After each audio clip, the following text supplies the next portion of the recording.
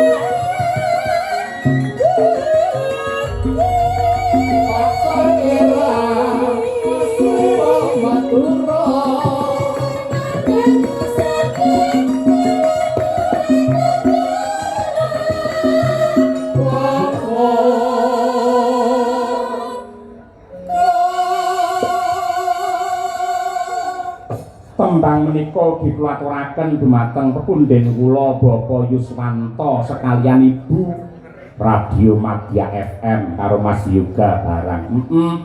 Sing nalika sore mau aku sowan diampirake ning Radio Madya FM. Ya, perlune mbok menawa panjenengane kangen wayangan meneh, sirku tak arahne sakrunge poso malah ngersake bar bodho. Ha iya. Alhamdulillah nyicil ayem, sehat selalu Pak Yus. Sembah nuwun. Monggo Bu Kesi.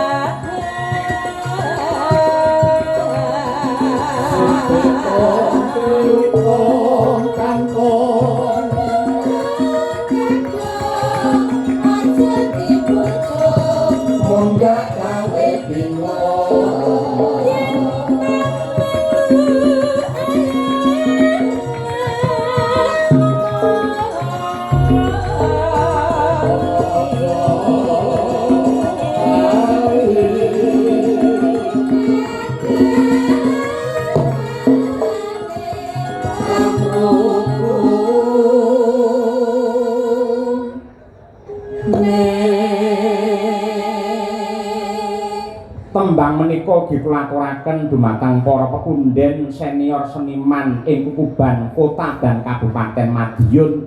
Ya, mligine katur dumateng Bapak Haji Muhammad Syahirun.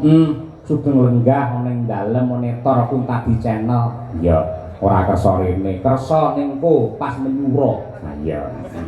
Ora apa-apa wong panjenengane iki remene ning lakon. Nah iya. Sembah nuwun. Monggo Bu Kesi. Mboya keduman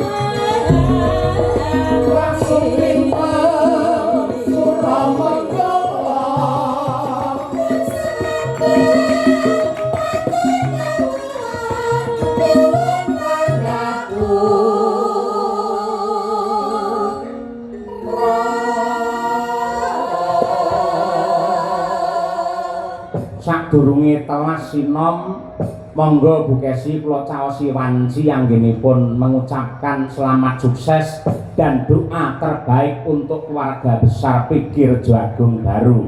Monggo Bu.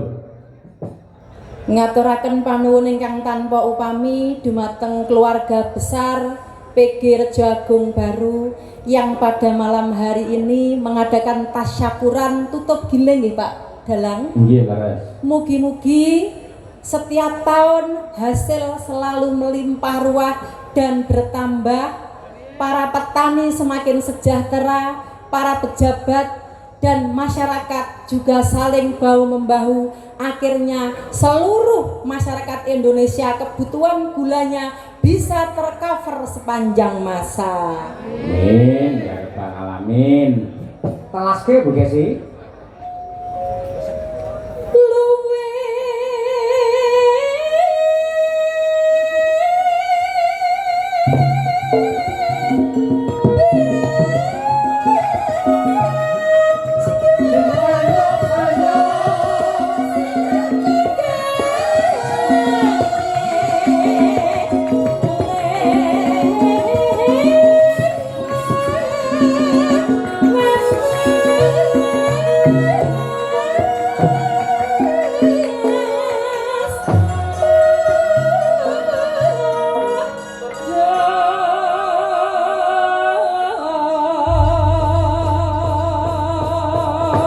Alhamdulillahirabbil alamin.